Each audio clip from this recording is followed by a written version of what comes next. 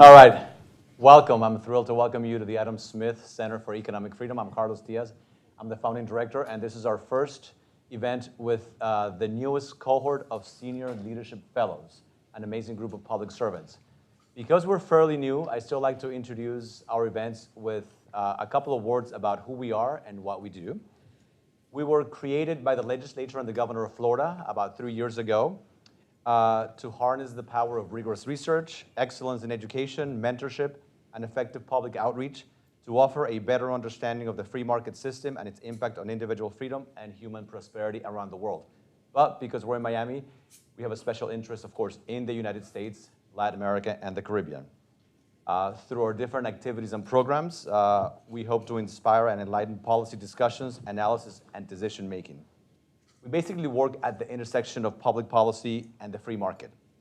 And we like to think of ourselves as a world-class, independent, nonpartisan think tank that aims to inform, to influence, and to inspire current and future leaders to develop and implement innovative, meaningful, and effective public policies to advance individual freedom and human prosperity. We have a number of programs and events, and the way I look at it, the crown jewel of these programs is the Senior Leadership Fellows Program, which is a program that brings to our center, to FIU, to Miami, every semester, 4 public servants at the highest levels of government. People who have served in their countries with distinction, people who come here to Miami to teach, to mentor students. They teach, we call them study groups.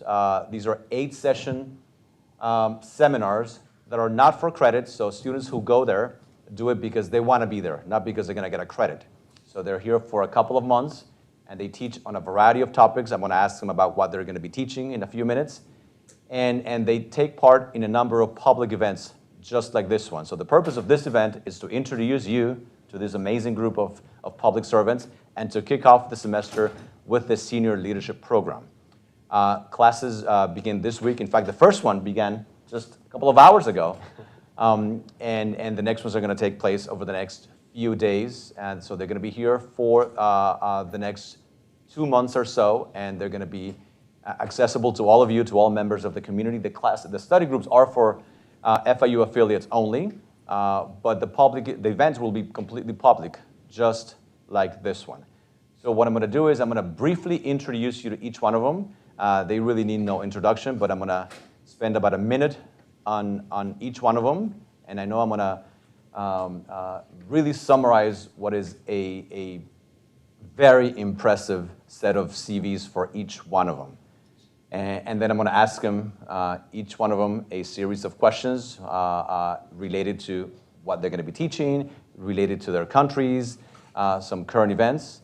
And so we're going to be doing that for the next hour and 15 minutes. And then I want to leave some time for you to ask questions, any questions that you want to ask. We don't filter questions, so feel free to ask whatever is on your minds. Before we do that, I want to recognize a couple of people who are here. A former Senior Leadership Fellow herself, Congresswoman Loretta Sanchez, who served a couple of years ago and is now a member of our board. Another member of the board, Javier Cárdenas, the president of the board, in fact, here with us as well. We have an elected official, Monica Colucci, who is a member of the School Board of Miami-Dade County, who's also with the center.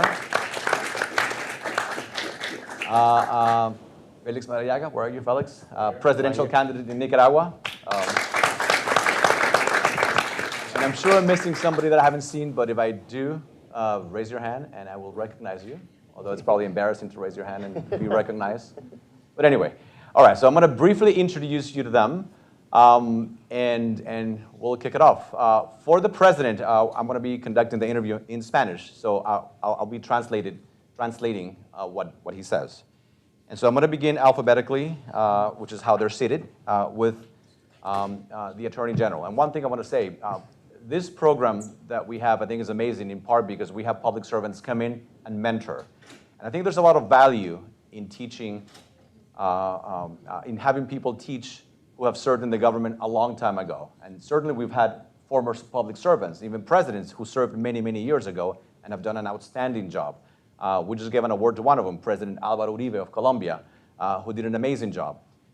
But it's also amazing how some of these individuals were in government recently. In one case, you were heading a major government agency of the United States 3 years ago. You were ambassador a year and a month ago. You were president 2 months ago. But in the case of the Attorney General, he's not the former attorney, he's the current Attorney General of Colombia. By the time he begins teaching, he will be the former. He has 2 more weeks on the job. Yeah, of course. He's remarkable in part because he actually got to complete his 4-year term, which in Colombia, that's not always the case. Yeah. So he's not the former Attorney General, he's the sitting Attorney General of Colombia. And he's about to complete his 4-year term. Before becoming Attorney General, he served 20 years as a legal advisor in public institutions within the executive, legislative, and judicial branches in Colombia. He acted as a special prosecutor of the National Human Rights Unit at the Attorney General's office between 2003 and 2004. He has served as an external advisor to any number of local, the equivalent of state and national positions. So he has plenty of public service experience, and he has been in the news recently for his strong defense of the rule of law. And so the rule of law will be at the heart of what he'll be teaching in his study group. We have President Guillermo Lasso, who was president of Ecuador from 2021 until 2023, just a couple of months ago. He also has a decades-long career both in the private and in the public sector. In the private sector, he has held important positions in various financial institutions. And in the public sector, he's been governor, he's been minister of the economy, founded a think tank, founded a political party, and ran for president on 3 different occasions. And on the 3rd one, he became president. So he'll talk to us about his experience as president of a country where presidents really have a difficult time staying on to their job. So he'll talk about leadership and what it's like to transition from the private to the public sector. Speaking of the private and public sector, we have Chairman Kimberly Reed, who's the former president of the Export-Import Bank of the United States. She was the first woman in charge of the board of directors, president and CEO of the bank, which is the nation's official $135 billion export credit agency. And she served from 2019 until 2021 after being confirmed by the US Senate with overwhelming bipartisan support. She has been recognized as one of the 100 women leaders in STEM and as one of the most powerful women in Washington, according to Washingtonian magazine. Before that, she acted as counsel to 3 committees of the US Congress, where she conducted oversight and investigations, and she currently serves on the boards of directors of several public companies. And Ambassador Carlos Vecchio, who was the former Venezuelan ambassador to the US from 2019 until 2023, he led the process of recognizing the interim governor of Venezuela before the Organization of American States, the OAS, and the US government. He encouraged bipartisan support for Venezuelan freedom and played a crucial role in shaping US sanctions against the Maduro's regime and persuading the US to become the main donor of humanitarian aid to Venezuela. He led the legal strategy for taking control of Citgo, which, as you know, is Venezuela's primary asset in the US, and managed the Venezuelan migration crisis in the US, securing TPS and deferred enforced departure for Venezuelan migrants here in the US.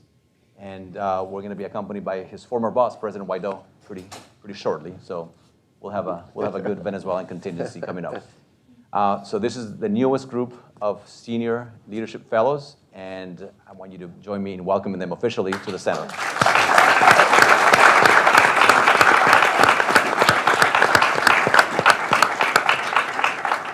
All right, so I'm going to begin asking each one of them a different question about their time in office, about their outlook, and then we'll take it from there.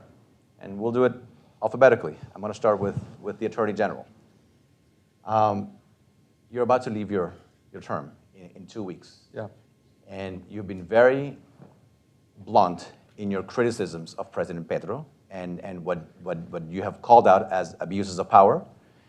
He has been very blunt in his criticisms of you. He has accused you of everything under the sun, including sedition and all sorts of pretty serious crimes.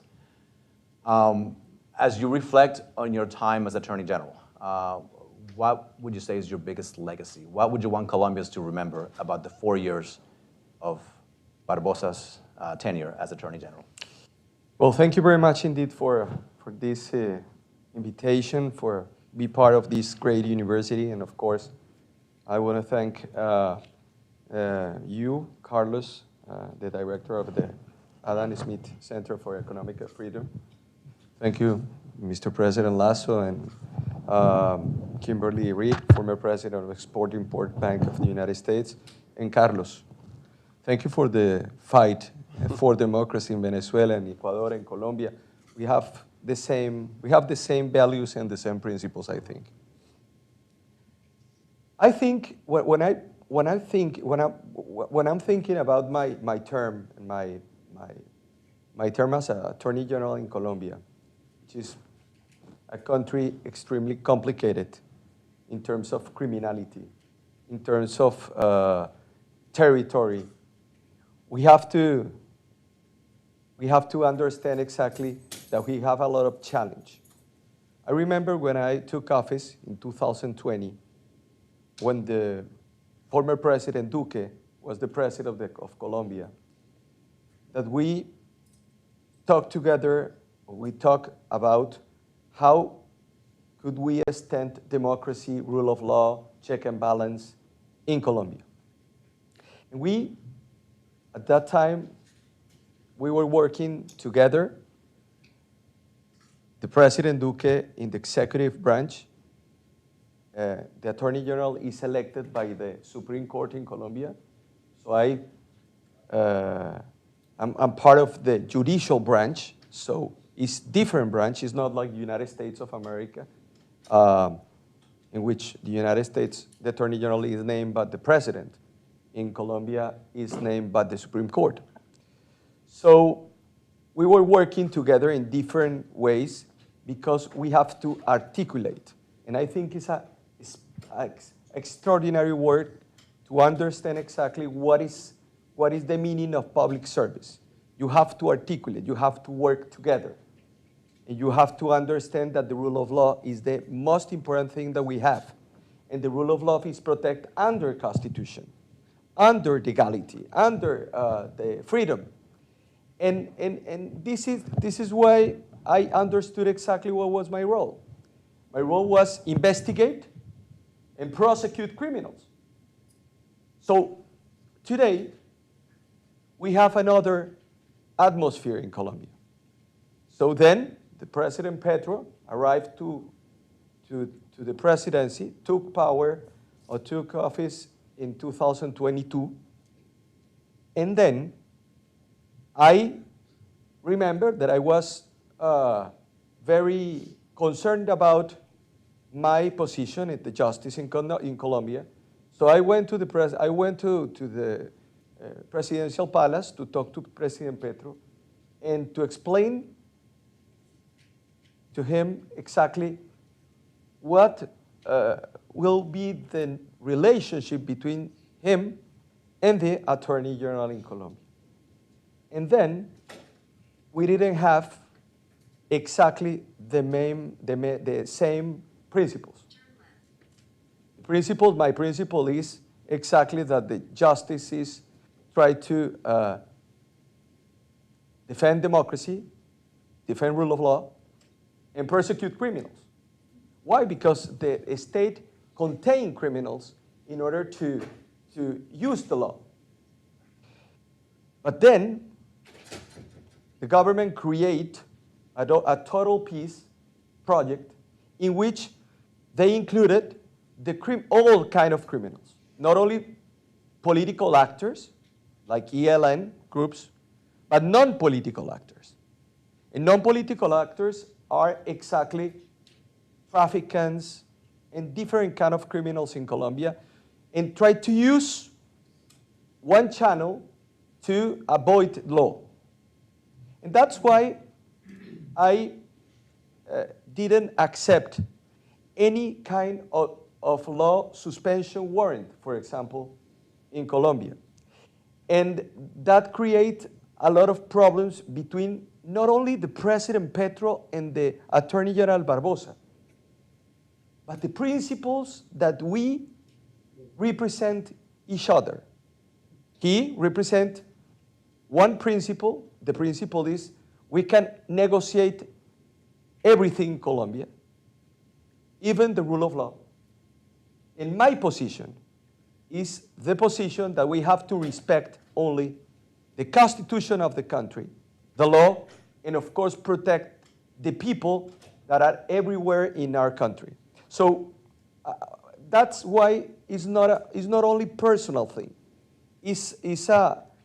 I think it's institutional thing. So if we protect institutions, we protect the people, we protect the legacy, and if I know if I want to answer that question, I think the people think that Attorney General Barbosa are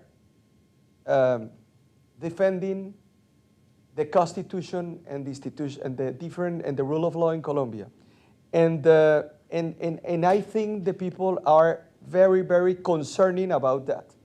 So security, rule of law, freedom, free speech, free market are extremely important to develop our countries. But if you try to take them out of principles, you have a lot of problems. And now Colombia have a lot of challenges in terms of protection of human rights, of legality, of rule of law. So I think the legacy is that. The legacy is Attorney General Barbosa was a person who did what I have to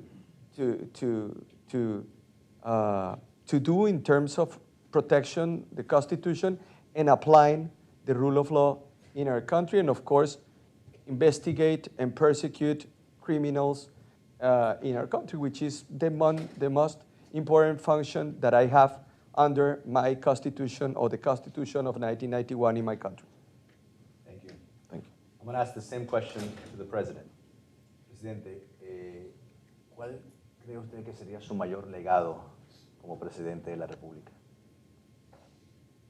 En primer lugar, para mí es un gusto estar aquí en el Centro Adam Smith.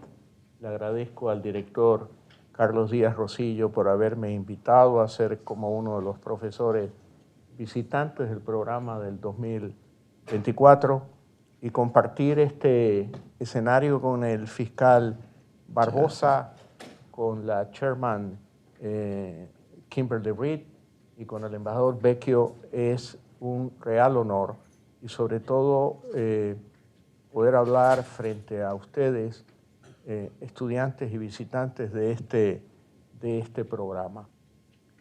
Yendo a la pregunta, yo partiría contándoles que para mí es un inmenso honor estar aquí, compartiendo con estos 3, 4 grandes amigos, con una gran experiencia académica. Yo les cuento que soy un ecuatoriano que nació en una familia de clase media con limitaciones económicas y que debí trabajar desde los 15 años de edad para poder estudiar en el colegio.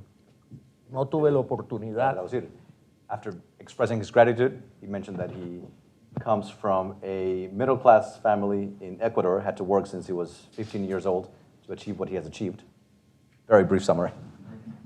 No tuve la oportunidad que ustedes tuvieron de ir a tan buenas universidades como Harvard, Georgetown, la de Nantes, la Sergio Arboleda y algunas otras prestigiosas universidades del mundo.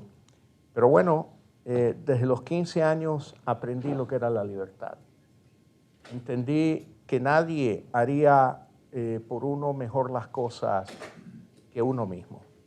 Y como debía trabajar para sostener y apoyar en la familia de mis padres y luego en la propia, yo sentía el impacto de las malas decisiones de los gobiernos. Cuando me venían a decir, tú tranquilo que yo te saco de la pobreza, entendí que eso no existía, que no hay nadie que te pueda sacar de la pobreza que tú mismo. Since he was 15, he learned about the value of liberty and realized that government's not going to take you out of poverty. Nobody better than you to pull yourself up and do things for you. Me desarrollé en el sector privado, en el área de la banca. Y cuando llegó el momento en que dije, veo que la democracia y la libertad de mi país están amenazados, decidí dejar las actividades privadas y entrar en la política. Lo primero que dijeron de mí es que estaba loco, que quién iba a votar por un banquero, que quién iba a votar por un niño rico, quién iba a votar por un católico conservador. Finalmente, a la tercera fue la vencida y la mayoría de los ecuatorianos no votaron por un banquero, votaron por alguien que quería defender la democracia y la libertad de 17 millones de ecuatorianos que se vio amenazada con un gobierno de corte del socialismo del siglo XXI, liderado por alguien que de alguna manera se considera un semidios capaz de dirigir el destino de cada uno de los ciudadanos del Ecuador. After many years in the banking sector, he decided to run for office, and people told him that he was crazy. Who's going to vote for a banker? And on the third try, he got the support of 17 million Ecuadorians and became president. Cuando asumí el mando en mayo del 2021, el Ecuador, igual que el mundo, vivía una crisis sanitaria como nunca antes se había visto en la historia de la humanidad, la crisis del COVID. En segundo lugar, teníamos una grave crisis económica derivada de la pandemia. La economía había caído aproximadamente un 9% y se habían perdido empleos y la situación fiscal era muy tensa. When he took office in May of 2021, he took office in the middle of the COVID pandemic, and the country was in a severe economic crisis at the time. Teníamos una crisis moral también. He also had a moral crisis, Problemas muy severos de corrupción. corruption, Y teníamos problemas también en el campo de lo social, con Social altos problems. niveles de pobreza y sobre todo con un abandono casi total a los niños que sufrían de desnutrición crónica e infantil en mi país. high levels of poverty and child malnutrition. Debimos comenzar con el COVID. En apenas 100 días cumplí una promesa de campaña que era vacunar al 53% de la población con 2 dosis, que era la mayoría de los adultos en el Ecuador. Para aquello, el objetivo era muy claro y para aquello debíamos llevar a cabo una diplomacia de las vacunas, porque en mayo del 2021 todavía había una escasez mundial de vacunas y había que tratar en este caso no solo con nuestros buenos aliados, los Estados Unidos, que nos donaron un buen número de vacunas, sino también hablar con la China, que era un gran productor de vacunas que funcionaron en todo el mundo y particularmente en el Ecuador. Of all the issues he talked about, he began with the COVID crisis and is proud that within the first 100 days of his government, he was able to vaccinate 53% of the population with 2 doses. And he counted on the help of his country's good friend, the United States. But he also had to go to China because they were producing vaccines that his people needed. Creo que ahí está el primer legado de mi gobierno, That's his first legacy. haber defendido la vida de 17 millones de ecuatorianos. Protect the life of 17 million Ecuadorians. En un instante, concretamente, el 16 o 15 de julio del 21 y el 17 de agosto del 21, el Ecuador ocupó el primer lugar en el mundo de nivel de vacunación cada mil habitantes. Realmente fue algo muy estimulante porque vimos recuperar la esperanza en la vida de la mayoría de los ecuatorianos. So within the first couple of months of him being in power, Ecuador achieved number 1 in terms of per capita vaccinations. Algunos colegas de la región me llamaban a preguntar qué hiciste, porque yo tomé el país en una posición en niveles muy bajos de récord de vacunación. Lo segundo, la crisis So his económica. colleagues would call him and say, how are you doing it? Lo segundo, la crisis económica. Recibir un país con un déficit fiscal de aproximadamente 8% del Producto Interno Bruto, con una economía que había caído cerca del 9.8% y la pérdida de empleo para más de 500,000 ecuatorianos era algo realmente desafiante. So the second challenge was the economic crisis that the country was facing, unemployment. En el 2021 la economía creció más del 10% y logramos recuperar el terreno perdido en el año 2020 de la pandemia. En el 2022 crecimos cerca del 7% y en el 2023 estimamos el crecimiento en aproximadamente 3%. La recuperación de empleo fue cercano a los 420,000 empleos adecuados, más la reactivación de lo que es la microempresa y el trabajo de la base de la pirámide laboral del Ecuador. So growth rates were over 10% in 2021, followed by 7%, followed by 3%. So taking the country out of the economic crisis is the second legacy. Del 8% de déficit en el año 2020 al 2021 ya estábamos en cerca de 4.2%, en el 2022 en 2%, y el 2023 tuvimos problemas con el invierno, la ruptura del oleoducto y esa tendencia a la baja del déficit se interrumpió para cerrar mi mandato con cerca del 3,5% de déficit fiscal. So the deficit went from 8% to 4% to 2%, and right before he left, went up again to 3%. Y es un gran desafío resolver estos problemas de la macroeconomía cuando hay muchos servicios públicos en educación, en salud, en seguridad, que requieren una mayor inversión del Estado. Y tuvimos que actuar, en primer lugar, con absoluta y total honestidad, más allá de lo que quieran decir mis detractores.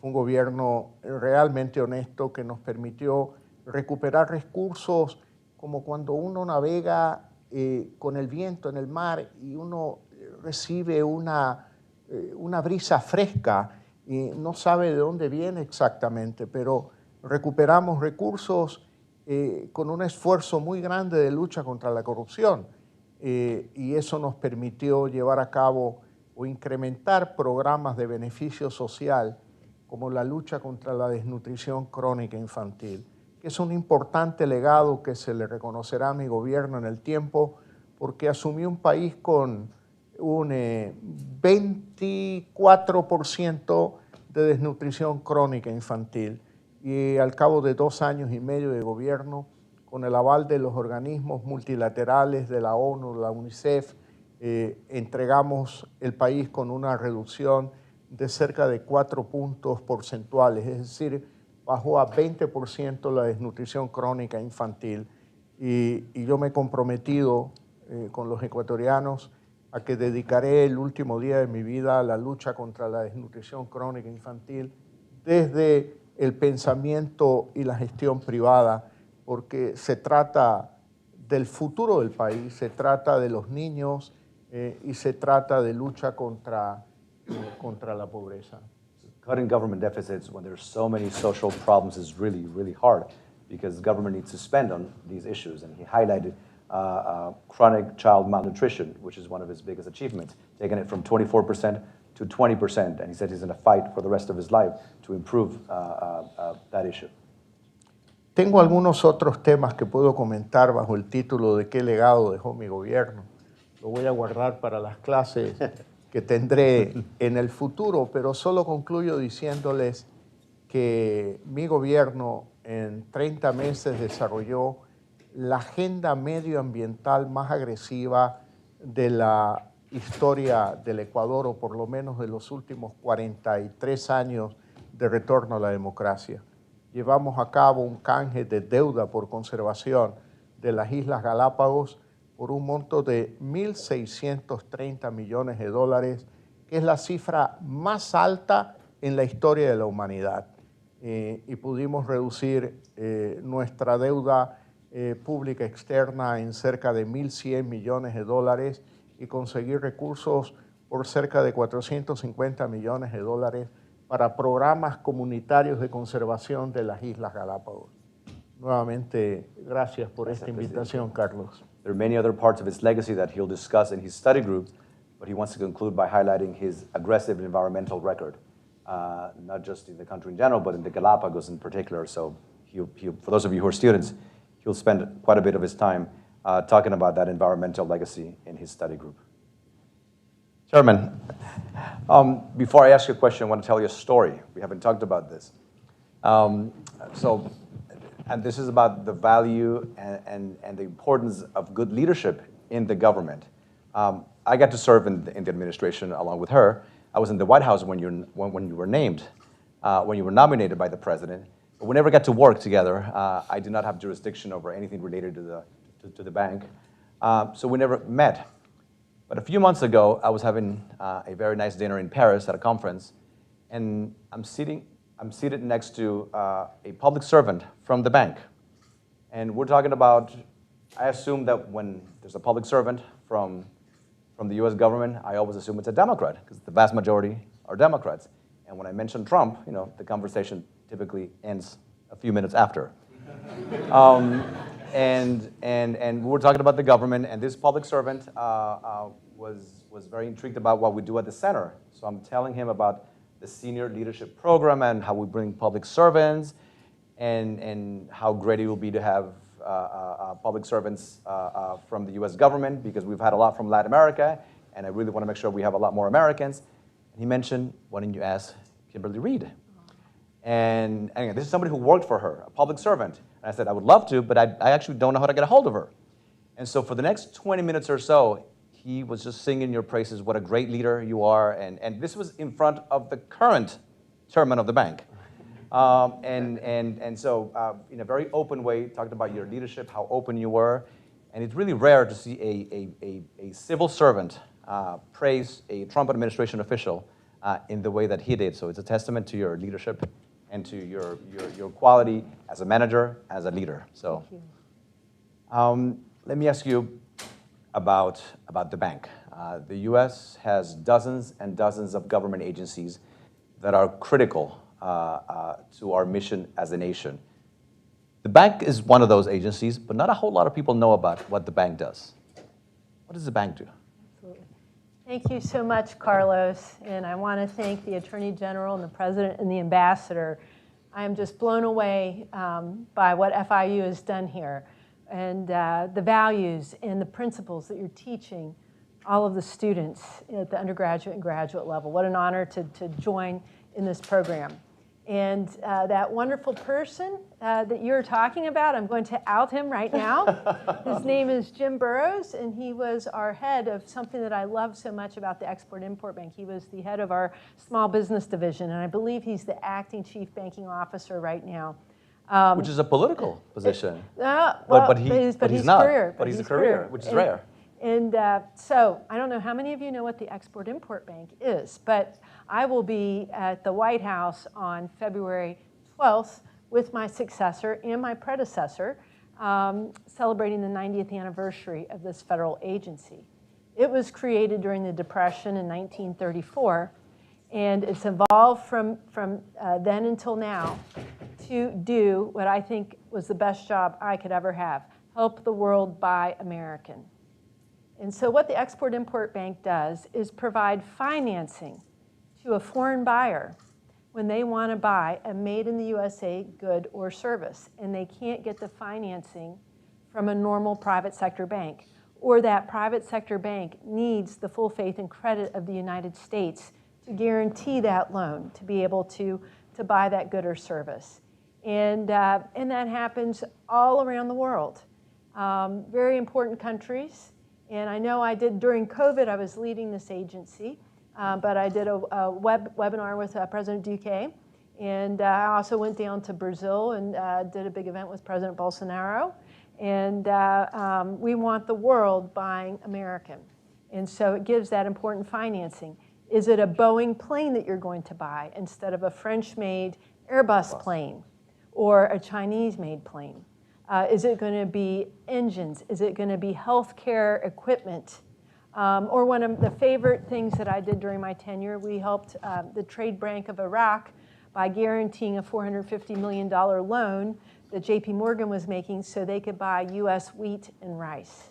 And just so many different things. What you don't see that is not big and splashy, but is important to what America does that Jim Burrows led, was helping 80% of what Exim does is small business and helping the world buy those beautiful things. I was right here in Miami visiting a towel company, for example, that wanted to export its towels to Caribbean islands. And it didn't need a loan or a loan guaranteed. It needed export credit insurance. So that's another product that Exim has to help the world buy American. But there's a long story, and I'll summarize it quickly. The bank had essentially been shut for 4 years because free market purists believe that that's not the role of government. And President Trump, when he was running for office, agreed with that. And then he came into the Oval Office and he met with business leaders. And they said, our clock is getting cleaned because other countries have export-import banks now. And China has 2 official and many unofficial avenues of Exim financing. It's also known as debt trap diplomacy that we don't want to see Latin America buying into. We want Latin America and the Caribbean to buy US goods and services instead of Chinese. And President Trump woke up and said, you know what? I'm going to reopen this bank that had essentially been shut for 4 years, and nominated me. And it just made me so happy to go and restart this very crucial, important agency, strong bipartisan support. And I think the world is better off because of that. This is a follow-up question, because I believe that the biggest threat we face as a nation is without a doubt China. From your perspective at the bank, how concerned should Americans be about what the Chinese are doing around the world? They should be very concerned. The Belt and Road Initiative has helped China build footholds all around the world. And it might not be just for an economic reason. It could be for a national security reason. So I had the Prime Minister of Greece make sure I saw the port of Piraeus in Greece. All Chinese shipping. We know that the port in Djibouti in Africa, China did lending. The lending didn't get paid off, and so China acquired the assets. Same thing in Sri Lanka. But we also see it touching our borders as well. And the world knows that the United States makes the highest quality, best goods and services that there are. And the United States also wants to protect American taxpayers. So if we're going to make a loan, people like Jim Burrows, his team, they do good underwriting to ensure that we get paid back with interest and fees. It's about supporting American business. My favorite deal that I did when I was at Exim, we'd been shut for 4 years, and the country of Mozambique was talking to Russia and China to help them tap some energy LNG reserves off their coast that would transform the country. And as soon as we got reopened, they came to us. And they said, we want to buy American-made from a company called Air Products International in Pennsylvania. We want to buy American equipment to help us. And it was the largest deal at the time, $5 billion of equipment. And I came down to Port Manatee, Florida, and actually touched that LNG exchange equipment that looks like a big, I guess, spaceship, I would say. Some big, huge, massive thing that workers build in our country. And I watched what was going to be put on a ship and sent to Mozambique. And we displaced China and Russia, and we'll see where that takes that country. But I also was pleased to help the LNG business in the United States, industry in the United States, figure out how they could get their wonderful energy product, which is the strength of America, to market and export. And I won't be political here, but what happened very recently with the current administration to take away LNG, not only from the world, but from our partners and allies in Europe. It's horrible. And I hope that that is reversed. Thank you. Mr. Ambassador, we've known each other for many years. I got to see you firsthand represent a very, very difficult situation, right? You were an ambassador, initially an ambassador without an embassy. You had to physically take over the embassy, and I'm sure in your study group, you're going to talk about how you physically take possession of an embassy. I got to see how you represented the government of Venezuela in front of the administration. Recently, the current administration made some deals with the dictatorship in exchange of a promise that we just saw that was broken, right? The leading presidential candidate is not able to run, right? Which calls into question how legitimate the elections will be. Your thoughts on no? Tough question.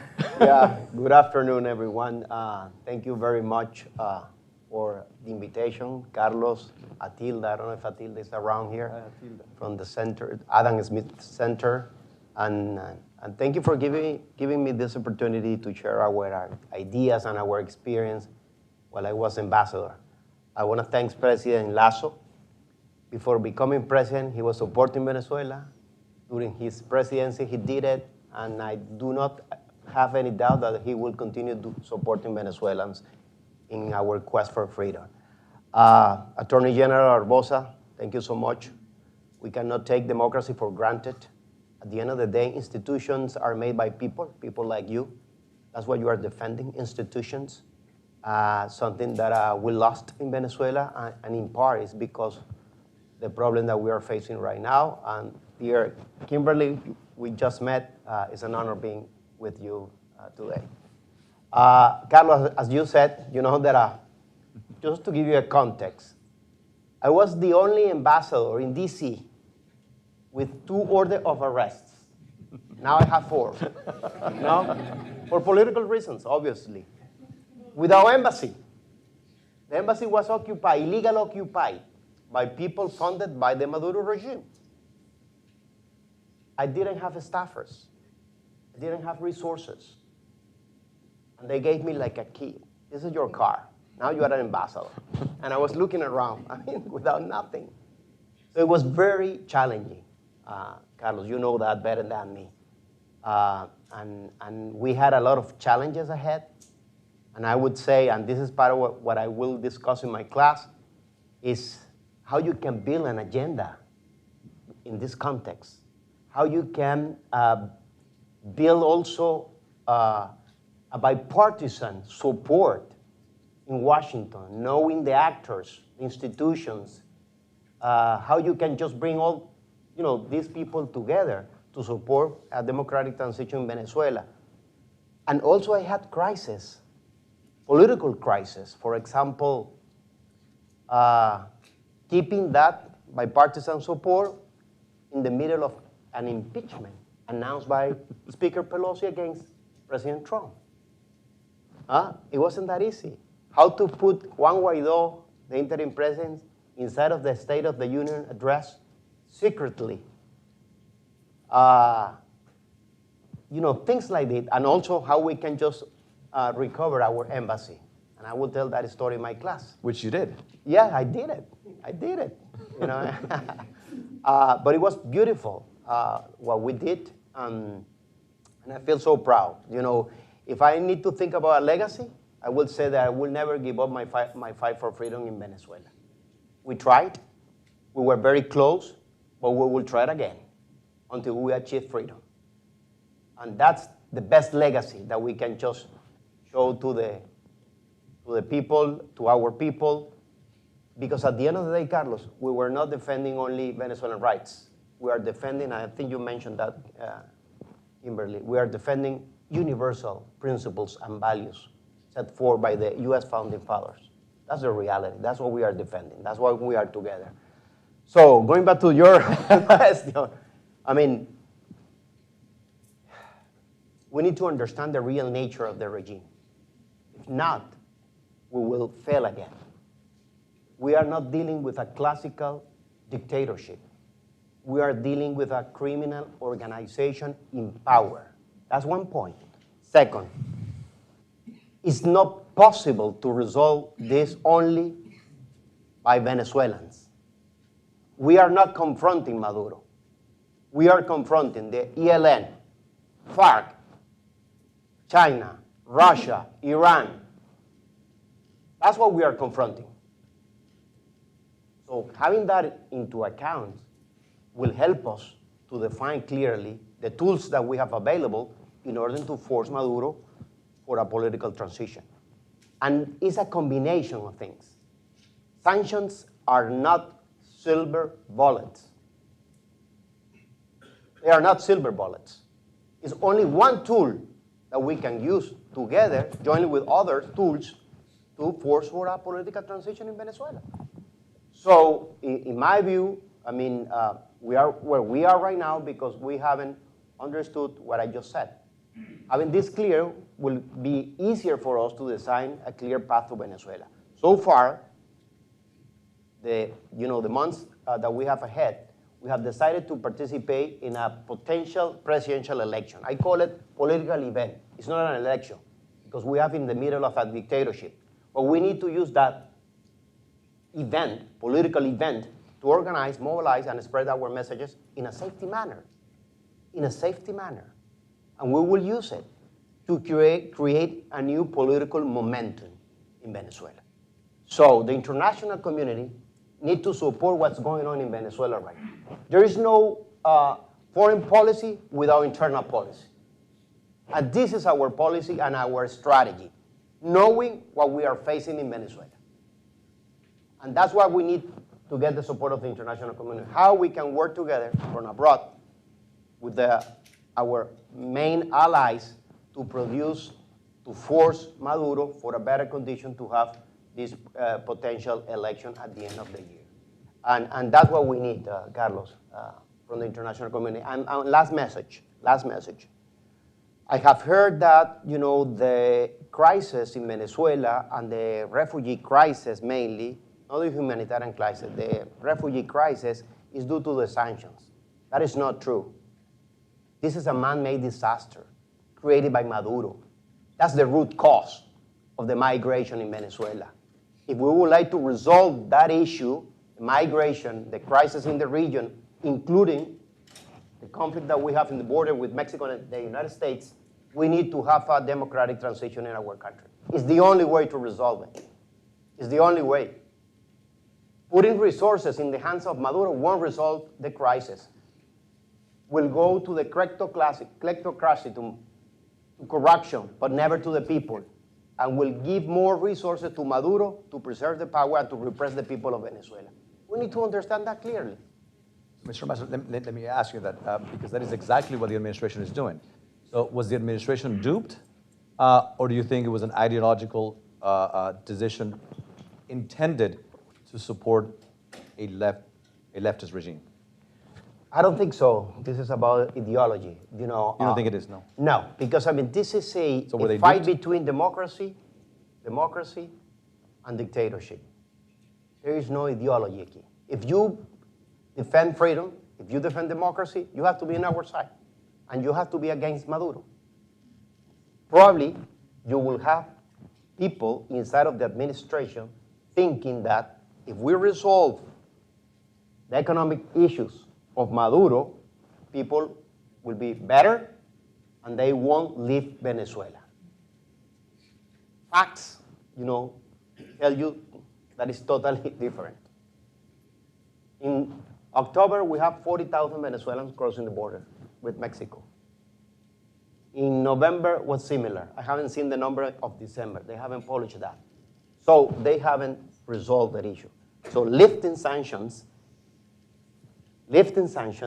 has not stopped the migration problem. So we need to think more smarter on this. And the administration should understand that the only way is, in this case, having a free and fair election soon. Thank you. I'll go back to the chairman. This is a more a generic question, but it gets to what I know you're going to be discussing in your study groups. Politics has a bad name. Often, part of what we want to do at the center is inspire students to enter into public service and realize that you can do a lot of good as a public servant. You have been in the private sector, you have been in the public sector. If one of your students asks you, why should you become a public servant? What would you tell them? I was so honored to meet the students today, and some are in the audience. Thank you for coming. Our class is going to focus on leadership and success stories in the United States. And so today I brought in an example, Manny Iglesias, who also is with us. He lives here in Miami, and he was born in Cuba. And his family fled the Saturday after the Bay of Pigs. And he shared his story that then touched upon coming to the United States with nothing, working hard, getting an education, and being involved in business. He's a lawyer, but then seeing the importance of public service. You can make a lot of money in the United States if you work hard and things happen in certain ways. But how do you really make a difference in the country to ensure that everyone has that right? You serve your country. And it can be at the local level, state level, national level. I know we have a former Congresswoman Sanchez here. I was a young lawyer on the Hill when she was in Congress doing that. And you did that. And everyone who's here has done that. You have to ensure you have a free and fair system. And I am really scared right now as an American of what's happening in our country.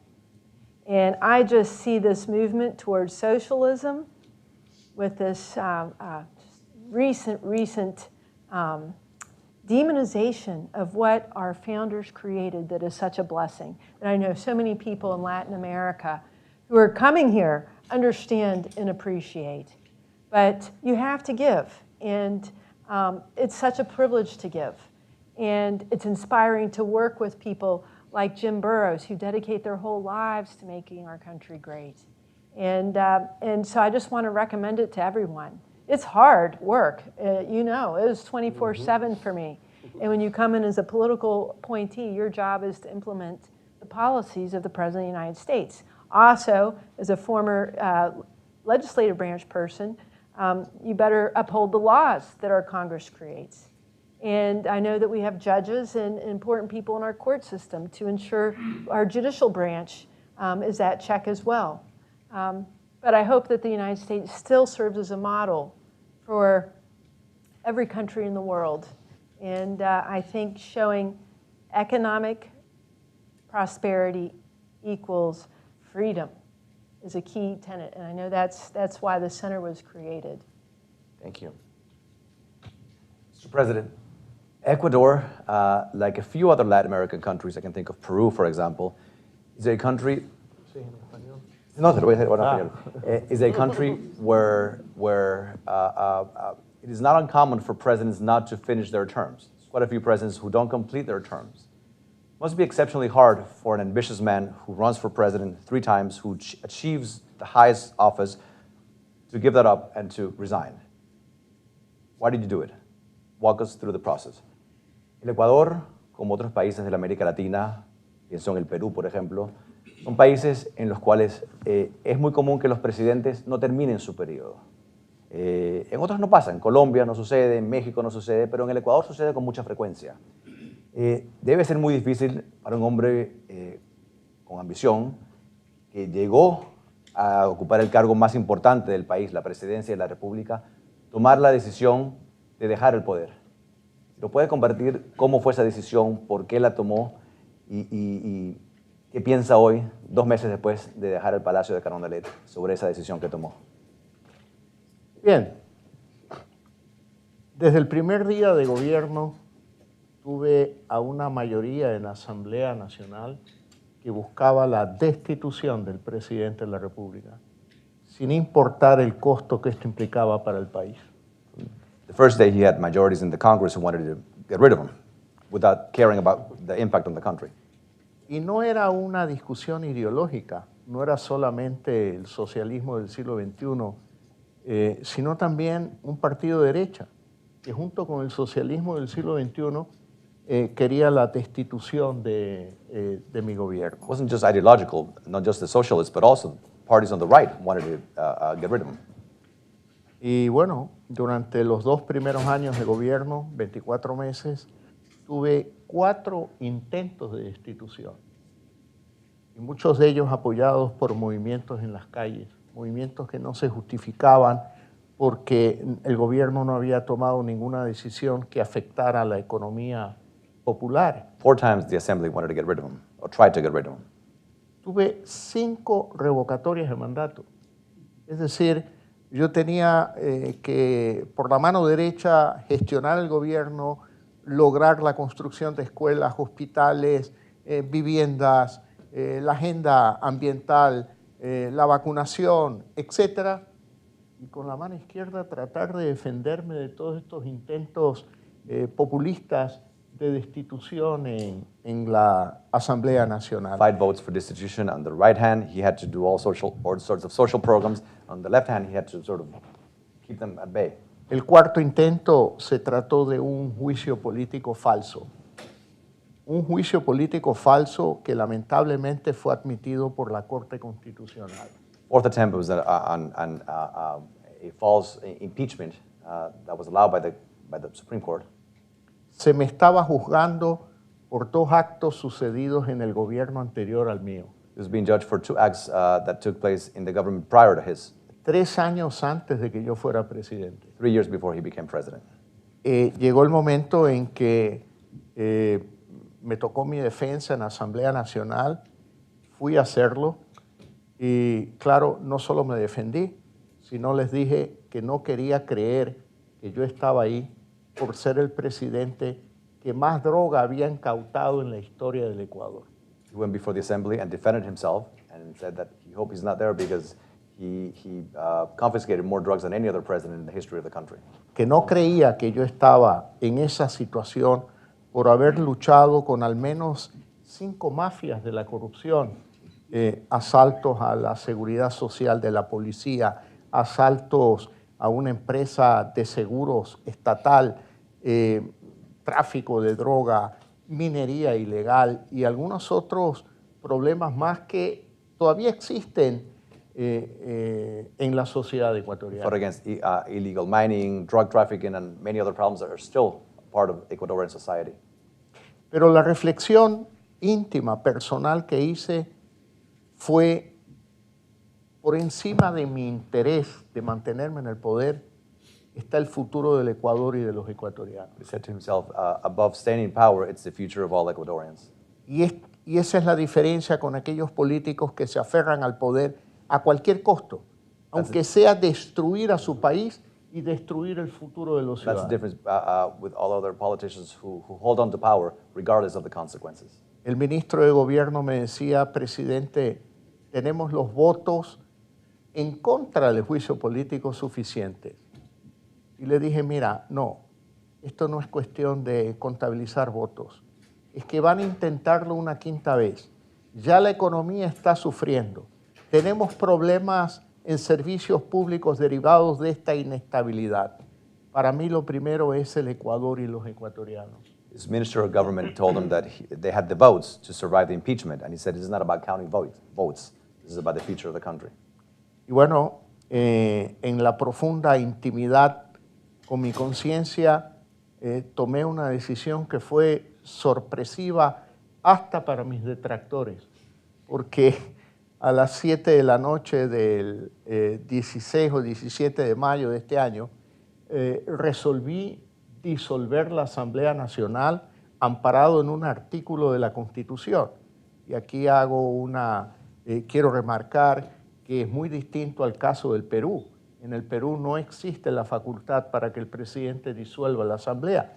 En el Ecuador sí existe, coloquialmente se llama muerte cruzada, porque hay que convocar elecciones de manera inmediata, como sucedió, y llevar a cabo un proceso de transición democrática como orgullosamente quedará para la historia del Ecuador. So at 7 p.m. on the 16th of May, he took a decision that is part of the Constitution, which is to dissolve the National Assembly, something that is in the Constitution, unlike the Peruvian case. So he made that decision to dissolve them and call them for election. Lo anuncié en una cadena de televisión a las 7 de la mañana de un día miércoles y claro, como todo se filtra en política, había grabado la cadena a las 3, 4 de la mañana de ese mismo día y ya algunos actores de la oposición querían hablar conmigo para que detenga el proceso y le dije no se puede creer en gente que no es confiable por encima de decisiones o de intereses personales o políticos. está el interés del país, del Ecuador. Y esto me lleva a decir que en algún modo yo me defino como un gestor público. No soy un político tradicionalmente definido como aquella persona que nació para detentar el poder, vive para alcanzar el poder y una vez que lo alcanza, muere ahí abrazado aunque destruya a su país. Para mí puse por delante el interés de los ecuatorianos por el interés personal y llevé a cabo un proceso de transición nítido, de acuerdo con la Constitución, de acuerdo con la ley, y hoy en el Ecuador hay un gobierno democráticamente electo para cumplir el periodo presidencial que me correspondía a mí. His decisions surprised everybody, including his detractors, and it was made public on TV at 7 a.m. on a Wednesday, but he had taped it at 3 a.m. that same day, but it had leaked, and so immediately he had people from the opposition reach out to him to negotiate, but he said that there was no negotiation because the country comes first, and he had made the decision already, and today there is a democratically elected government that was elected to finish his term.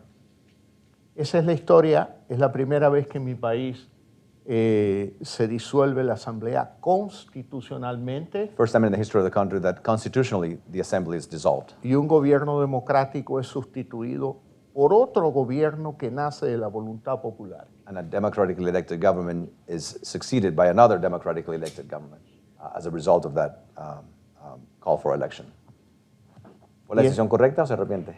No, no me arrepiento, es la decisión correcta, the right la volvería a tomar si se repiten las mismas circunstancias y creo que este es parte del legado que dejaré a la historia del Ecuador, un presidente democrático que hizo pesar más el interés común de la sociedad ecuatoriana por encima de su interés personal o político.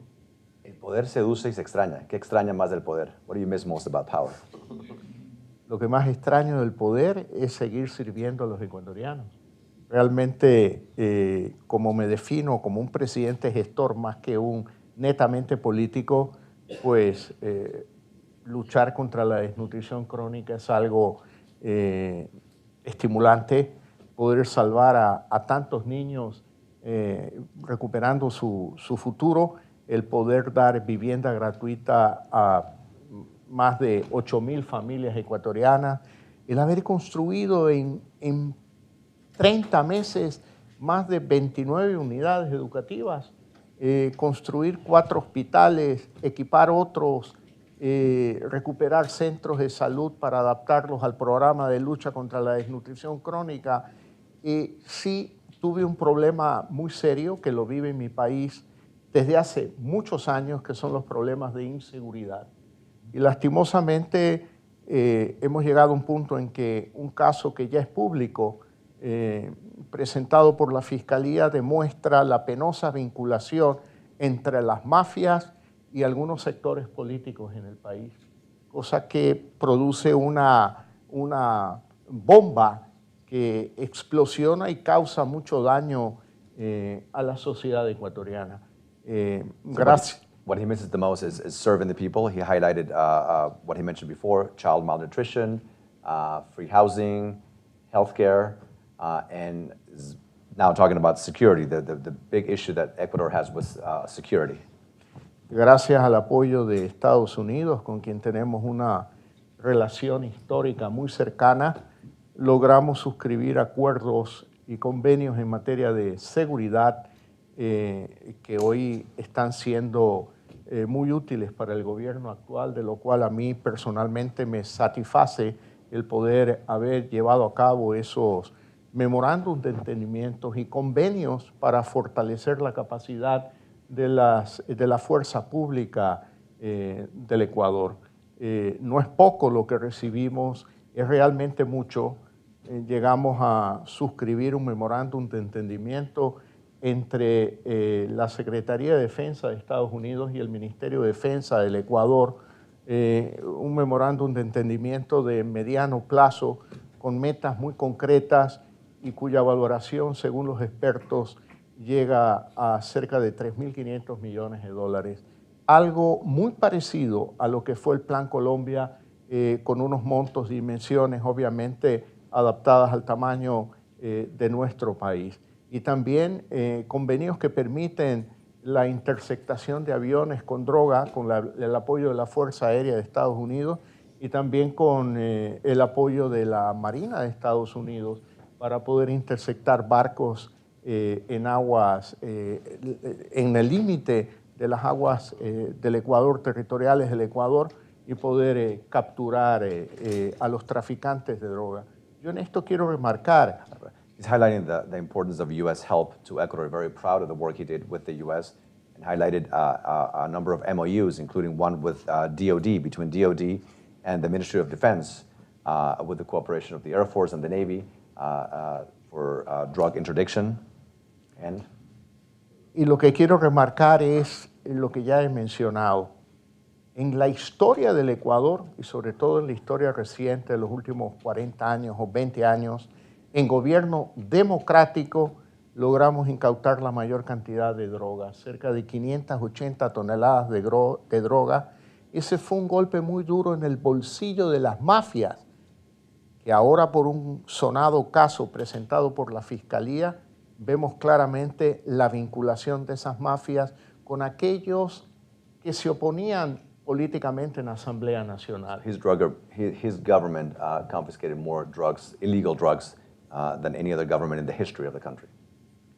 Y bueno, si usted me pregunta, ¿lo volvería a hacer? Sí, sin duda alguna, lo volvería a hacer. Es una responsabilidad con la sociedad ecuatoriana, porque el Ecuador pasó de ser un país de tráfico de drogas también a un país de consumo de drogas, y eso destruye a los jóvenes, a los niños.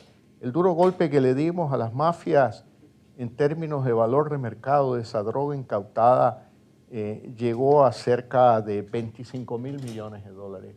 Y ahora, por las conversaciones descubiertas por la Fiscalía, tanto entre mafiosos como estos políticos con influencia en la Asamblea Nacional, declaraban que el gobierno de Lasso era un gobierno que representaba un obstáculo para sus negocios y que había que derribarlo. Y espérate que va a suceder en una semana más, espérate que tal día sucede, y se ve claramente la vinculación de las mafias de las drogas que generaban y que generan violencia en el Ecuador, todavía lo siguen haciendo, y grupos políticos que sin duda alguna actúan desde la Asamblea Nacional con una clara intención de traicionar el interés común de los ecuatorianos. Very concerned about the drug cartels and the relationship between some politicians and the drug cartels, and said that when asked if he would do it again, he would absolutely do it again. Y concluyo con otra pregunta. ¿Vamos a ver una cuarta campaña en la presidencia en un futuro? Will he run again for office? Eso está por verse, pero realmente hay que preguntarle a mi esposa, María Lourdes. Ok. ¿Quiere decir que sí? No. No. Embajador, Ambassador, a concluding question about the upcoming elections, quote-unquote elections. You mentioned the importance of the international community, that this is not something that could be done only by Venezuelans, yes, but the international community needs to help. In particular, what can the international community do to make sure that there are free and fair elections in Venezuela? You know, first of all, as I said, without pressure, Maduro won't allow to have free and fair election in Venezuela. So we need to understand, as I said, the real nature of the regime, and that with pressure, you can just achieve that objective. We have to include not only the United States, but also countries from Latin America and Europe, working together toward the same objective. Second, the presence of international observers, such as, for example, the European Union. I would say the OAS, they are necessary to be in the ground with enough time in order to check all the details of those conditions. Free media and stop repression, because I mean, how you can do campaign if they, you know, put people behind bar. So I think these are the most important condition that we need in order to have free and fair election, but understanding that we need the pressure from the international community jointly with the intern pressure inside of Venezuela. And in your opinion, will there be free and fair elections? So far, no. But again, I think we need to use that political event to create a new momentum, because politics is not static, it's dynamic, it moves, and you need to shake it sometimes. And I think this is a great momentum for that. And the importance of this election or political event is that we need to understand that, and that's why I'm very optimistic on this. More than 80% of the Venezuelans, they want to change in my country. They are just looking for the opportunity. And also, I see a division between what we call Chavismo and Maduro. And we need to exacerbate that as well and create that momentum. And I think that's where we are right now. I want to conclude with a question to the Attorney General, and then we're going to open it up for questions to the audience. Mr. Attorney General, those of us who believe that democracy is not only the best, but really the only way to organize our political systems are very concerned about some of the developments in Colombia, some of the steps that President Petro has been taking as president. Is he a threat to democracy? I'm not the former Attorney General. So, no, I think we have a lot of challenge under the Petro administration, and one of them is especially the protection of justice, the independence of justice. I think we have to see a lot of people to defend. Not only democracy is a broad concept, but inside democracy, we have to analyze and we have to see so far that democracy involves as well justice. But not justice, not only social justice, because social justice is one term of the justice, but as well justice is the protection of the rule of law by the judges, by the courts, but the independent of the courts, or which is I think the basis of that concept of democracy. Democracy is not only the electoral way to get the power. And I think when we were discussing, and the Ambassador Vecchio said about the situation of Venezuela, the situation of Venezuela is extremely interesting to see exactly which was the move of that regime face to the justice. Because the justice was extremely important to erode democracy in Venezuela. So I think the most important challenge in my country today is protect justice. Today, the Supreme Court is trying to elect the new Attorney General, but it takes time. So it is extremely important to let the court decide it, but at the same time, protect all the actors that involve justice, Constitutional Court, Supreme Court, Attorney General, etc. The other point, which is extremely important, is to try to keep Colombia safe in terms of security. And I think we were discussing about the same topic. Ecuador, Colombia, Venezuela, Peru, and whole Latin America. I was elected president of the Ibero-American Association of Prosecutors by 22 prosecutors in my attorney generals in Latin America, included Spain, Andorra, Portugal, and we have a lot of international cooperation with US, with France, and it is extremely important because in Colombia, the Attorney General is an extremely major figure under our Constitution. Why? Because I have the leading of international judicial cooperation in my country, not the president of Colombia. So as I see, in every single country, when I discuss with my colleagues, the problem, I think the big issues are security. Why? Because we have to face criminality, transnational criminality. It's not criminality, it's not national criminality as well, only. It's transnational criminality. And why transnational criminality? Because we have to investigate and prosecute people, but at the same time we have to follow the money. And the criminal assets are extremely important. So in Colombia, in my term, we seized more than $6 billion from the traffickers. So I have some enemies. But at the same time, I issued more than 100 extradition warrants to the United States. So I deliver more than 600 people from Colombia that commit crimes at the United States of America. And we fight against criminals. So security, and at the same time, protection of the justice. And if you have security and justice, and at the same time stand and protect and defend freedom, you can see so far the rule of law in a good health in our countries. And I think we have a different situation in Latin America. We can compare the situation of Argentina or Chile or Peru or El Salvador or Honduras or Guatemala, etc. But at the same time are the same elements.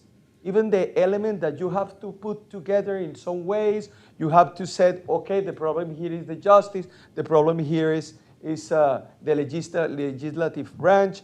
But at the same time, democracy is not only a concept that came from electoral things.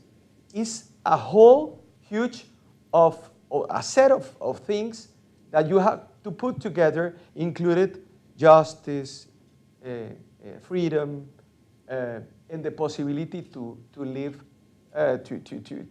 free, and of course to be safe. In Latin America today, the most important world in our countries is, for me today, is security and lack of justice, and of course impunity. That's the most important thing. The former president Lasso says that there's an investigation in Ecuador between the politicians or some public servants with narco-traffic. I think it's the same thing in Colombia, you know.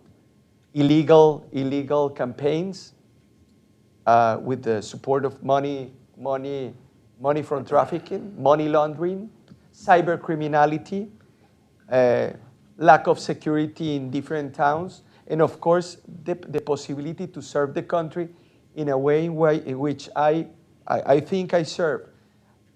When I arrived to the Attorney General office, the city center, Bogota, was the center and the whole point of the justice in my country. So I say it is impossible to be Attorney General of Colombia staying all time in Bogota. So I went to different territories. I went to little towns. I arrived and I discovered that the Attorney General was in 485 little towns. Colombia is composed by 1,100 little towns. So less than 50% of the country has the Attorney General office presence. So what was my goal? My goal was spread justice in my country. In 10 days' time, or today, we have now the Attorney General office presence in 750 municipalities. More budget? No. only articulate. Articulate how? Take the possibility to talk to every single mayor of the different towns and said, we have to help you to stay there, to send a prosecutor, to send some people, students, law students, who want to serve the Attorney General freely. And of course, to give them the possibility to know them the word justice. And today, and it's incredible because we have a 30 years history of the Attorney General created under the Constitution of 1991. Today, I stay in Colombia and I can walk in Colombia, and the people, the citizens, said, thank you very much, Attorney General, because we know two words: institutionality and justice. And I think is the best thing. So the question was really complicated, but I think the answer is the big challenge is protect justice in Colombia. It's the only way to protect democracy for the future to my country. And we have to fight. And I will fight. Because I don't have a lot of countries. I have one country, my country, Colombia. So we have to decide to continue to protect, even if I have to leave my office, and we have to think in the next 2 years to try to go back to the light, because we have a difficult nightmare today in my country. And I publicly said that every single day in Colombia, without hesitation and without any kind of fear. I have some threats of my life from ELN, from traffickers, etc., etc., etc. But I joined the President Lasso. When we serve our country, when we serve the citizens, we are no doubt. We have to fight. And Colombia is a cornerstone of the countries, of Latin American countries. It's the bridge between Central America and South America. It's an extremely important country. It's 1 million, it has 1,100,000 kilometers square, 2 oceans, 32 regions, more than 50 million people. And of course, it's extremely important partnership of the United States of America, and it's extremely important partnership of every single country in the region. That's why I serve as a president of an association of Ibero-American Association of Attorneys. So I support different attorneys as well in our region.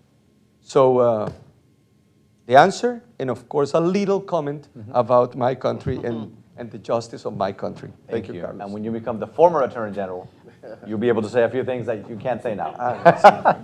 All right, so we have a few minutes for Q&A. I know there's going to be a lot of questions. We can't get to all of them, but we'll try. And if the answers are brief, there'll be more questions. So ask away. I'll ask you to raise your hand, tell us your name, who you are, where you're from, and remember that questions end in a question mark, not in an exclamation point. And let me begin with the students first. So, yes.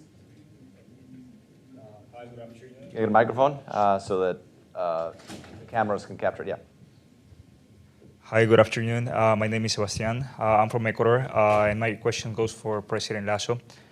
Do I want to, my question in English or in Ask it Spanish? in English and then translate it in Spanish. Okay. Mi pregunta va para usted. Bueno, con un déficit de $5,000 millones que recibe el nuevo gobierno, ¿cuál cree usted que debe ser la cosa más importante del gobierno actual para enfrentar este desafío económico que le viene? Sabemos que en el mes de enero no le van a poder pagar a los empleados públicos a tiempo y bueno, en inglés, well, my question is, with a fiscal deficit of $5 billion, the challenges that faces the new government is really hard. What do you think is the most important thing that Ecuador needs to do now to face those challenges? Hay que partir sobre... ¿Funcionó? ¿Está prendido? Está prendido, sí. Hay que partir sobre la base de que los problemas de seguridad en los últimos 2 meses se han agravado. Y siendo esta la realidad, es comprensible que se busque el apoyo de la población para poder superar los problemas del déficit fiscal. Esa es una cifra que tú señalas que todavía no está confirmada, porque las cuentas nacionales se terminan de contabilizar o ejecutar hasta el mes de marzo de cada año. Mi gobierno hasta noviembre del 23 dejó un déficit equivalente al 3% del Producto Interno Bruto, cerca de $4.000 millones aproximadamente. Recuerda que yo recibí un país con más de $8.000 millones de déficit fiscal. Y hemos tenido que enfrentar esa realidad, sobre todo un país que no tiene acceso a los mercados financieros, que su única fuente de financiamiento son los organismos multilaterales. Mi gobierno debió pagar más de $5.000 millones de deuda que no correspondía a mi ejercicio de gobierno, sino a gobiernos anteriores. Sobre todo un compromiso de una ley que nació una semana antes de que yo sea presidente, la Ley de Defensa de la Dolarización, que establecía un calendario de pago de aquellos recursos que fueron tomados por un gobierno que no comprendía que la reserva monetaria no es de propiedad del gobierno, sino de la sociedad en su conjunto. Pagué más de $2.000 millones.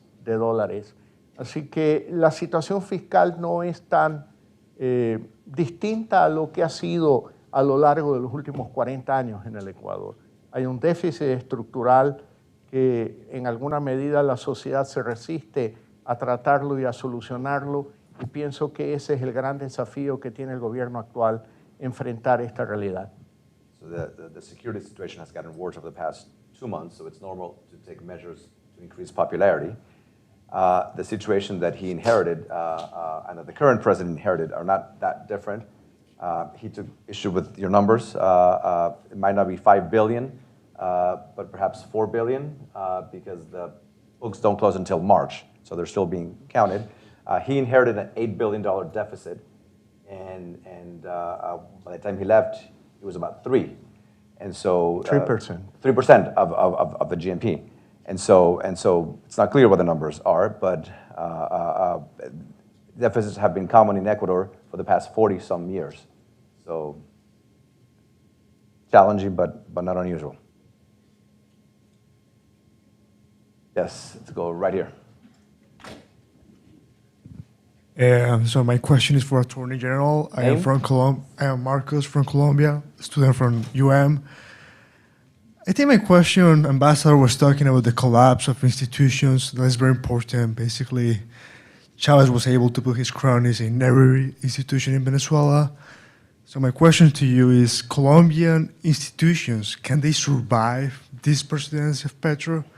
Is there a future? Because, I mean, it's not only he's trying to put someone he likes in the office of the Attorney General, he's trying to put everyone he likes all across the Colombian state, which we know because of scholarly literature is full of extractive institutions, not very independent. So I don't know, what is your takeaway from that? Well, I don't know. I think we hope.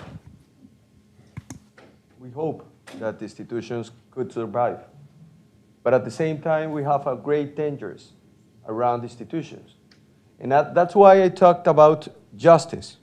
Why? Because you have to avoid that someone tried to pack the Constitutional Court or to pack the Supreme Court, the Supreme Court, or the different kind of different independent institutions of the justice. Why? Because at the same time, the Constitutional Court control the government and control the executive. If we have a strong legislative power, we have the possibility to stop and to avoid the erosion of the institutions in our country. So that's why my function at the same time, because the Attorney General office is extremely important to persecute people.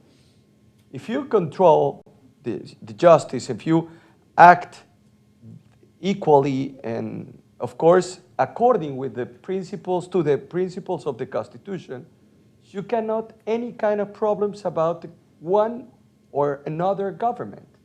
But if you start to lose the fight to protect that institutions and some acts start to erode the Constitution, the situation could be very, very complicated in 2026. So I think, we hope that the institutions could be protected until 2026. I have 1 year and a half with the President Petro, and I said was the last year I think was the most difficult time of personal time and of course my wife time, because she's with me, so she knows exactly how was the situation without us, because we have a lot of security. Exactly, my family part of my family is not in Colombia, etc., etc. But we have to be optimistic, and we hope that the institutions of Colombia could survive and could stand that government. And thank you very much for your question. All right, let's do 2 more questions. We'll do one right here. Yes, yep, you. Yes, yes, you. And we'll do one more. The second, yes. Okay, so my name is Piam from Mexico. First of all, thank you for being here. It's truly an honor to have you here. And my question goes to anyone that wants to answer. I remember that last semester you talked a lot about the value of mistakes and to learn from it. So my question is, what has been one of your biggest mistakes, what you learned from it, and how that impacted your future career? Let's say mistakes in office, in public service. Should we go one by one? Ambassador? I would say that in our case, we underestimated the real nature of the regime and also underestimated the support of autocrats surrounding Maduro. And that's what, here we are. So that's what we need to learn from this, for us internally, but also from the international community. Autocrats are working together to preserve their dictatorships around the globe. So we need to be together as activists defending democracy, but also the Western democracies supporting the people who want a change, but also confronting, that I would say, the enemies of the Western values. And if we don't have that clear, they will win the battle. If we understand this, I think we will have better future for democracy. Chairman? I'm going to speak generally, and I shared a little bit of this with the students earlier today. But early in my career, I was a little bit more shy, timid, reserved, and didn't trust my gut. And when you have people discouraging, saying that's not possible, I would cede to that. And things didn't happen that maybe could have happened. And just for all the women especially who are listening, don't do that. Listen to your gut. And I remember once I was trying to do something with the U.S. State Department.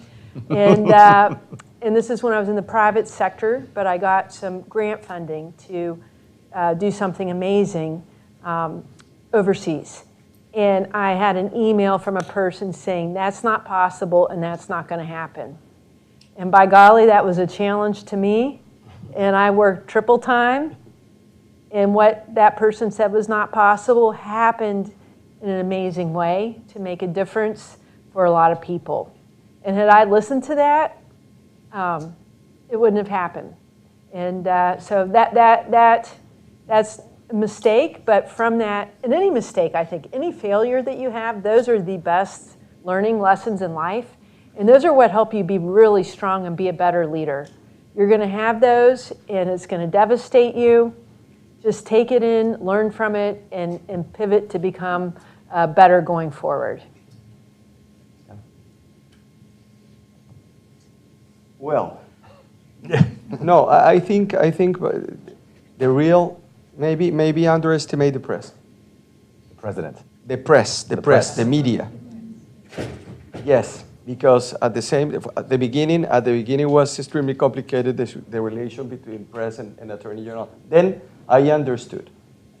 And I understood quickly, and then I understood exactly quickly how could be that relationship between Attorney General and the press, and it was interesting, that kind of improvement during my term.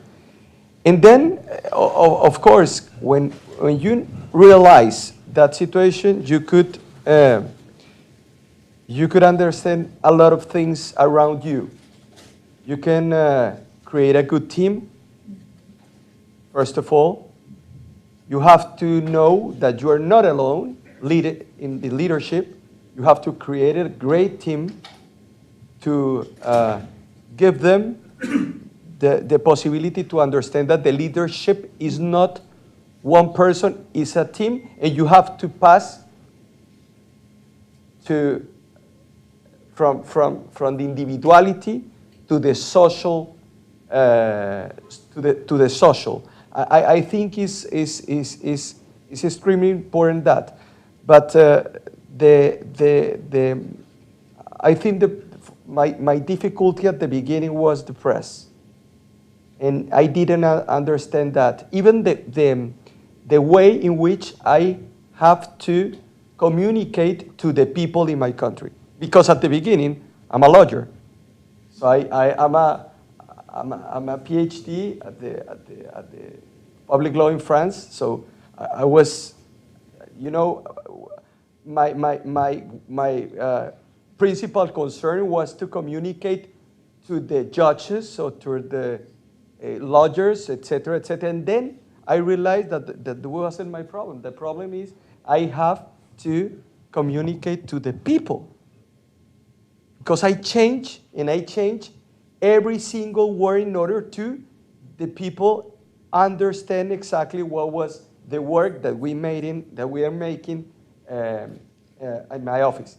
So I think was interesting, but of course that allowed me to create a great team, good leadership, of course, in my office, a group of that people that articulate, and of course a lot of itinerancy in our country in order to understand that Colombia is composed by 32 Colombias. We have 32 departments or regions, but those regions are absolutely different. We talk the same language, or we speak the same language, but at the same time we are not having in different regions the same way to life and the same way to even to act, and that's why it's extremely interesting to communicate, to teach community understanding that. So this is my view. Con relación a la pregunta de un error, probablemente cometí más de uno, pero el que se me viene a la mente ahora comentar es pensar que mis opositores políticos actuarían respetando, como yo lo hice, los más caros principios y valores democráticos. El respeto a la Constitución, el respeto a la ley y sobre todo pensar en el interés público el interés común de todos los ecuatorianos por encima del interés personal o político de ellos. Creo yo que ese fue uno de los errores por los que he pagado más alto precio. Probably made more than one error, but one that comes to mind is thinking that his political opponents would follow the same democratic rules that he followed, respect for the rule of law, respect for democracy. And so not realizing that they wouldn't do that is the one that comes to mind. All right, we're over time, but I said one more question, making sure it's brief, and yes, go for it. No, up here, front, student, yep, thank you. Hello, my name is Carlos Rodriguez Lopez. I'm a poli-sci student here at FIU, and I'm also a Venezuelan. My question is for Ambassador Vecchio. I'll try to make it brief. In your introduction, you stated that the opposition has taken the decision to go through the direct electoral route. However, with the recent fallout of the Barbosa Agreement, the barring of Maria Corina Machado to run for presidential candidate, and the increasing freezing of relations between the U.S. and the Maduro regime, is the unitary platform considering a scenario where they will participate in elections without the participation of Maria Corina Machado? Thank you. Maria Corina Machado was elected in a primaries done last year. He was elected by 2.3 million Venezuelans. We need to respect the popular will, and we need to defend Maria Corina. As I said at the beginning, politics is not static, it's dynamic. And we need to move the current environment, politically speaking, internally and from abroad. And I think this is a great opportunity to do that. So in my view, it shouldn't be any doubt that we need to defend the will of the people. And the will of the people is that Maria Corina Machado will represent the desire for change. I'm not talking about the opposition. The desire of the Venezuelans who would like to be free again. So, and that's the direction that we need to go. Internally, and also getting the support of the international community to back Maria Corina to become our candidate and to have free and fair election for all Venezuelans. That's the challenge. Is that easy? And it's not. It's not, because as I said, we are dealing with a criminal organization in power supported by the enemies of the United States. That's the challenge. And I said, I'm very optimistic because the majority of our people, as you know better than me, we would like to see a change in my country. And that's the fight. And that's why we need to support, again, what the people decided last year. Maria Corina is the only candidate of the opposition and also of the people who want a change in my country, in our country. Thank you. These have been terrific questions. I want to highlight one of the questions, the question about mistakes, because one of the things that the fellows are going to do in their classes is not just to talk about their successes and the many things they did, but also talk about the things that they got wrong. And so this is a theme that it's going to be common throughout the semester, because you can learn a lot from your mistakes, and they're going to be very open in discussing those mistakes. The Attorney General, as you can imagine, will be talking about the rule of law in Latin America and the importance of the rule of law. The ambassador will be talking about how to run an embassy on fire and how to build bipartisan support for foreign policy objectives. And the chairman and the president will be talking about very complementary topics from different perspectives, how to transition from the private to the public sector, and what are some of the lessons of leadership in the private and the public sectors, in the case of the chairman in the United States, and in the case of the president in Latin America. So we're going to have 8 sessions apiece that are going to be enlightening. I encourage all the students to sign up. We're going to do more public events, but I want to conclude this one by thanking you for being here and for your service for the many years that you've been in public service. Thank you.